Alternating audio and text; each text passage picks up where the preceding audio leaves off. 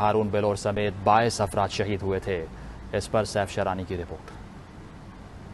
10 جولائی 2018 کو پشاور کے علاقے یکتوت میں انتخابی مہم کے دوران خودکش حملے میں ANP کے امیدوار ہارون بلور سمیت 22 افراد دہشت گردی کی بین چھڑے تھے۔ 1970 میں پشاور کے بلور خاندان میں آنکھ کھولنے والے شہید ہارون بلور شعبے کے لحاظ سے وکیل تھے۔ لندن سے وکالت کی ڈگری حاصل کی۔ سیاسی سفر پشاور سے 2002 کے بلدیاتی انتخابات سے شروع کیا۔ 2012 میں اپنے والد شہید بشیر بلور کی شہادت کے بعد سابق وزیر اعلیٰ خیبر پختونخوا امیر حیدر خان ہوتی کے مشیر بلدیات مقرر ہوئے۔ ہارون بلور کی شہادت کے بعد الیکشن کمیشن نے PK 78 پر انتخابات ملتوی کر دیے تھے۔ ضمن انتخابات میں شہید ہارون بلور کی بیوہ سمر بلور نے تحریک انصاف کے امیدوار کو شکست دے کر صوبائی اسمبلی کی نشست PK 78 پر کامیابی حاصل کی تھی، جن کا کہنا ہے کہ حکومت 2 سال بعد بھی ہارون بلور سمیت 23 شہداء کے قاتلوں کو گرفتار کرنے میں ناکامی کا شکار ہیں۔